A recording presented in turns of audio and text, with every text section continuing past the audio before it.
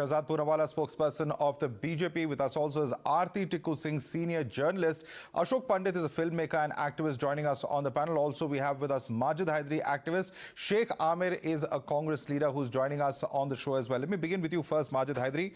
How do you explain, Majid Hydari, the fact that this document, which is part of the Jammu and Kashmir Migrant Movable Property Act, and it was presented before the governor on 30th of May, defines migrants as any person who has migrated from the Kashmir Valley or any other part of the state after 1st November 1989. Isn't this a clear admission that the exodus had begun well before 19 January 1990, which is the reason that National Conference so far has distanced and put the entire blame at the doorstep of then Governor Jagmohan? Well, madam, I'll start by dedicating this couplet to the Kashmiri Pandit community. जाना था हमसे दूर बहाने बना लिए क्यों हमसे इतनी दूर ठिकाने बना लिए.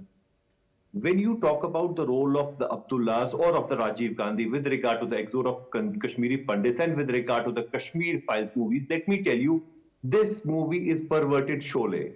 The Jai and Veeru, Rajiv Gandhi and Dr. Farooq Abdullah have been shown as Gabbar Singh in this movie. We need to tell the nation that these two guys were the Jai and the Veeru who tried to not only save Kashmir, but also the Kashmiris. It was only after Dr. Farooq left power and Rajiv Gandhi was removed that Kashmiri Pandits had to leave their land. They presided over a situation in which Kashmiri Pandits were forced to migrate of the valley. How does that make them the heroes? And if it happened under their watch, as this document very clearly suggests, why are you making them heroes, sir, when they clearly are not? Why did they make those inflammatory speeches in the run-up to the exodus? Why did they allow for the militants and the gun to come into the valley? He will always be a hero for me. No, sorry to say. He gave his life for the country. He'll always be my hero.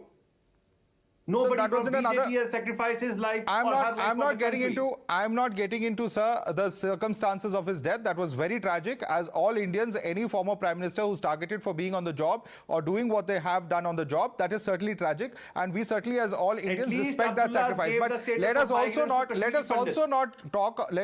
not give a clean chit and call a spade when something wrong has happened. We all know how militancy started in the valley, Mr. Majid Hydari. Why are you being an apologist for Mr. Farooq Abdullah? Don't you think the National Conference should take responsibility for its actions?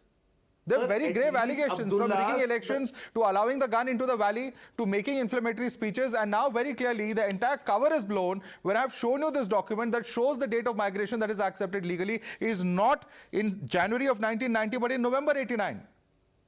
So why should they not take responsibility? Gave the Kashmiri Pandits the status of migrants. What has BJP done for Kashmiri Pandits? What has BJP done in its 15 years of tenure in the last 30 years? I will ask the BJP that question, sir. I will ask the BJP that question. But will you acknowledge that this fig leaf of a cover that Abdullahs have had so far, that they were not in power at that time, is completely based on untruths? Will you condemn them for that?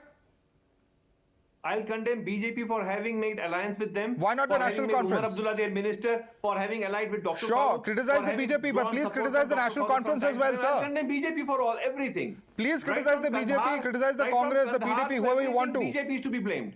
Okay. Every massacre took place in BJP's regime. Question being asked. I want to bring in Aarti Tikku Singh now.